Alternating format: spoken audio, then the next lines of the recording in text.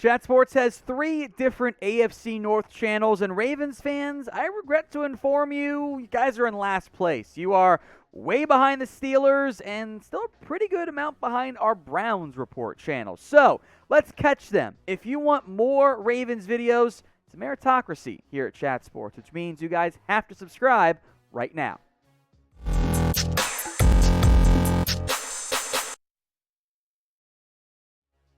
You're watching Ravens Rundown by Chat Sports. I am Tom Downey, here to react to the latest 2-round mock draft by Todd McShay, specifically, of course, what he did for the Baltimore Ravens. We'll go round 1 and round 2.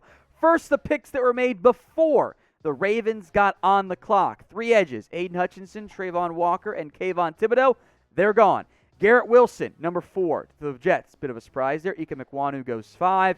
Kenny Pickett 6, Kyle Hamilton 7, Drake London goes number 8, Evan Neal goes number 9, that's a bit of a slide for him, Sauce Gardner then goes number 10, Chris Olave 11 to the Commanders, Derek Stingley off the board at 12, and Charles Cross at 13, which left Jordan Davis, it left Tyler Linderbaum, left some other corners, but the pick was Jermaine Johnson, the second out of Florida State, as the Ravens get some edge rush help. Now, Johnson has risen in the pre-draft process from, maybe he goes round 1 to, he's pretty close to a consensus top 15 pick at this point. And the Ravens do have interest in edge help. That's why they tried and then ended up bailing in a signing of Zadarius Smith. I do think Johnson would fit just fine in a 3-4 scheme. He can be a stand-up edge rusher and be a pretty good partner, I think, long-term for Odafe Oweh. I think Johnson's more advanced right now as a run stopper.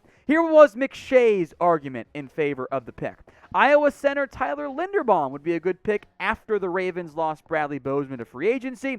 But could the Ravens afford to ignore Johnson's fall out of the top 10 and right into their lap at number 14? They were in the bottom 10 last year in sacks, 34, and only Tyus Bowser, who's hurt right now, 7 sacks, and Odafe Oweh 5, made much of a dent there. Johnson had 12 sacks and 46 pressures at FSU in 2021, frequently using his quick feet, powerful hands, and arsenal of pass rush moves to overwhelm blockers. If Linderbaum does end up with the Ravens, I'd bet it comes after a trade down the round 1 board. Trade side of it is, we'll talk more about Jermaine Johnson and my strengths and weaknesses in his game, at least what I think they are.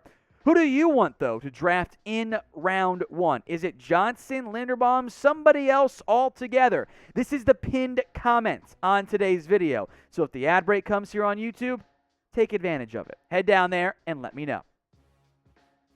Johnson's production at Florida State, after being a Georgia transfer, by the way, he was JUCO, last chance U-Star, Georgia, then to FSU, was very impressive. 17.5 tackles for loss, 70 tackles total, 11.5 sacks. He had a 13.5% pressure rate. That's pretty good. I think he is a 3-down player. And he was a workhorse at FSU. 61 snaps per game is pretty crazy for a college edge rusher. He was the best player in the practice field at the Senior Bowl. He was so good. They're like, yeah, you don't got to do the other day. Like, you're good, bro. Tested really well. He can set the edge against the run. Bit of a late breakout. He's not an elite pass rusher quite yet. I didn't think he played quite as quickly and athletically as he tested, but he's got 3-down value. He can be a pass rusher day 1. I got an early second-round grade on him. He's like my edge 4, I think, and that's what he ended up being in the end. And edges always go earlier than where I had them graded because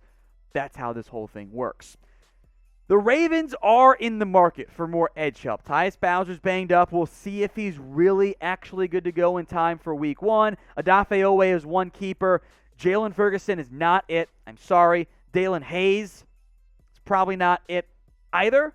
So Johnson would, I think, be a day 1 starter for you at edge rusher, and then you move on from Bowser probably next year, as Oweh and Johnson, in theory, hopefully, are your key cogs long term. Now, there were other good players on the board. Tyler Linderbaum, Jordan Davis, guys we talked about a lot on this channel as potential Ravens draft picks. Trent McDuffie, he was there if you really want a corner, maybe play nickel, which I actually kind of like a little bit. Trevor Penning, who the Ravens have brought in for a visit, but I don't think tackle's a big need there. Devin Lloyd at linebacker if you really want to take an off-ball guy, which kind of don't want to do top 15 for the Ravens specifically. Now, folks, if you haven't already, please subscribe. That way you get daily Ravens videos. Help us get to 5,000 subscribers. The more subs we get, like we told you at the beginning of today's show, the more videos we can do for you guys. So if you haven't already, hit that big red button and subscribe today. Quickly now, some notable-ish picks off the board. Travis Jones, George Pickens, Quay Walker, Sky Moore, Daxton Hill. A couple corners went earlier or in the late part of round 1. So that wasn't really a great fit for them. The receivers are a bit dry. We're going to get to the round 2 pick by Todd McShay. What is the biggest need out there right now for the Baltimore Ravens? Is it linebacker? Is it receiver, edge, defensive line, corner, center? What is it? Let me know in the comments right now. Round 2, number 45, Phidarian Mathis out of Alabama. We know the Ravens love those SEC boys, right? Mathis does fit as a 3-4 defensive tackle, defensive end in that scheme for the Ravens, which is pretty much what he was at Alabama. I think he does have the ability, by the way, to be a 3-down player for the Crimson Tide. And with Calais Campbell a free agent, I do think defensive line help is still a need for the Ravens. Here's what Todd McShay wrote. Signing Michael Pierce doesn't mean Baltimore should completely check the defensive tackle box just yet. Mathis would provide depth, and his improving interior pass rush skills are an added bonus. He plays hard and projects as a future starter. Now, I would argue, if you're taking a guy for depth, you should not do that in the second round. I think Mathis can be more than that, but I don't like McShay's explanation for it. I think he should be, at minimum, a rotational piece for you. Mathis was productive this past year at Alabama. 10.5 tackles for loss, 9 sacks. He had an 8% pressure rate, which is pretty good-ish for a defensive lineman. Awesome length, over 34.5-inch arms.